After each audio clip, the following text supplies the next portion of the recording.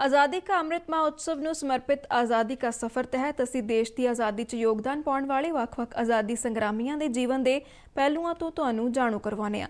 ਅੱਜ ਅਸੀਂ ਇਸ ਕੜੀ ਤਹਿਤ ਨੇਤਾ ਜੀ ਸੁਭਾਸ਼ ਚੰਦਰ ਬੋਸ ਤੇ ਚਰਚਾ ਕਰਾਂਗੇ। पेश है एक रिपोर्ट। ते ही दिन 1945 च एक खबर मिली कि नेताजी जिस जहाज तो जा रहे सन वो ताइवान च ताइहोकू हवाई अड्डे नेड़े हादसाग्रस्त हो गया ਅਤੇ ਉਹਨਾਂ ਨੇ ਨਜ਼ਦੀਕੀ ਜਾਪਾਨੀ ਮਿਲਟਰੀ ਹਸਪਤਾਲ 'ਚ ਚੋਟ ਕਾਰਨ ਦਮ ਤੋੜ ਦਿੱਤਾ।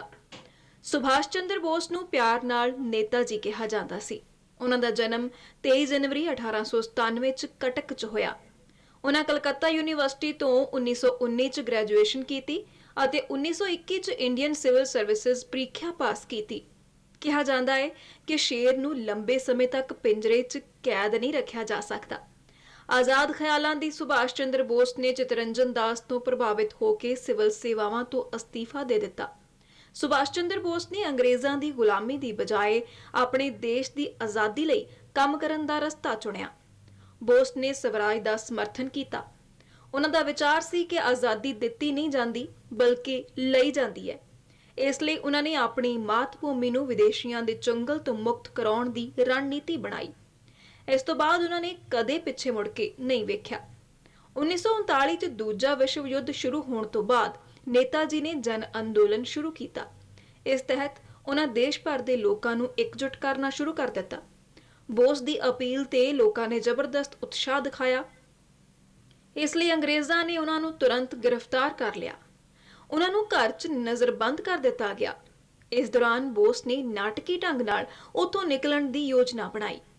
ਉਹਨਾਂ ਦਾੜੀ ਵਧਾ ਲਈ ਤੇ ਪਠਾਨ ਦੇ ਭੇਸ 'ਚ ਘਰ ਤੋਂ ਨਿਕਲ ਗਏ ਤਾਂ ਕਿ ਅੰਗਰੇਜ਼ ਉਹਨਾਂ ਨੂੰ ਪਹਿਚਾਣ ਨਾ ਸਕਣ। 19 ਜਨਵਰੀ 1941 ਦੀ ਰਾਤ ਬੋਸ ਪਹਿਲਾਂ ਬਿਹਾਰ ਗਏ ਅਤੇ ਉੱਥੋਂ ਪੇਸ਼ਾਵਰ ਦੇ ਰਸਤੇ ਕਾਬਲ, ਮਾਸਕੋ ਤੇ ਰੋਮ ਹੁੰਦੇ ਹੋਏ ਆਖਿਰਕਾਰ ਜਰਮਨੀ ਪਹੁੰਚ ਗਏ। ਜਰਮਨੀ 'ਚ ਉਹਨਾਂ ਦੀ ਮੁਲਾਕਾਤ ਹਿਟਲਰ ਨਾਲ ਹੋਈ। ਉਹਨਾਂ ਬਰਲਿਨ 'ਚ ਫ੍ਰੀ ਇੰਡੀਆ ਸੈਂਟਰ ਦੀ ਸਥਾਪਨਾ ਕੀਤੀ ਅਤੇ ਆਜ਼ਾਦ ਹਿੰਦ ਰੇਡੀਓ ਦੀ ਸਥਾਪਨਾ ਕੀਤੀ। ਬੋਸ 1943 ਚ ਦੱਖਣ ਪੂਰਬ ਏਸ਼ੀਆ ਵੱਲ ਨਿਕਲ ਗਏ। ਆਜ਼ਾਦੀ ਦਾ ਸੰਘਰਸ਼ ਜਾਰੀ ਰੱਖਿਆ। ਉਹਨਾਂ ਆਜ਼ਾਦ ਹਿੰਦ ਫੌਜ ਨੂੰ ਨਵਾਂ ਰੂਪ ਦਿੱਤਾ। ਨੇਤਾ ਜੀ ਨੇ ਗਾਂਧੀ, ਨਹਿਰੂ ਅਤੇ ਮੌਲਾਨਾ ਆਜ਼ਾਦ ਦੇ ਨਾਂ ਤੇ ਆਜ਼ਾਦ ਹਿੰਦ ਫੌਜ ਦੀ ਰੈਜੀਮੈਂਟ ਦੇ ਨਾਂ ਰੱਖੇ। ਆਜ਼ਾਦ ਹਿੰਦ ਫੌਜ 'ਚ ਇੱਕ ਰੈਜੀਮੈਂਟ ਅਜਿਹੀ ਵੀ ਸੀ ਜਿਸ ਵਿੱਚ ਸਿਰਫ ਮਹਿਲਾਵਾਂ ਸਨ। ਇਸ ਦਾ ਨਾਂ ਝਾਂਸੀ ਦੀ ਰਾਣੀ ਲక్ష్ਮੀ ਬਾਈ ਦੇ ਨਾਂ ਤੇ ਰੱਖਿਆ ਗਿਆ। ਨੇਤਾ ਜੀ ਦੀ ਅਗਵਾਈ 'ਚ ਆਜ਼ਾਦ ਹਿੰਦ ਫੌਜ 'ਚ ਯੁੱਧਬੰਦੀ ਅਤੇ ਹਜ਼ਾਰਾਂ ਨਾਗਰਿਕ ਸ਼ਾਮਲ ਹੋਏ। ਬੋਸ ਜਾਪਾਨੀ ਸੈਨਾ ਦੀ ਸਹਾਇਤਾ ਨਾਲ ਬਰਤਾਨੀਆ ਸਾਮਰਾਜ ਨਾਲ ਲੜ ਕੇ ਭਾਰਤ ਨੂੰ ਆਜ਼ਾਦ ਕਰਵਾਉਣਾ ਚਾਹੁੰਦੇ ਸਨ।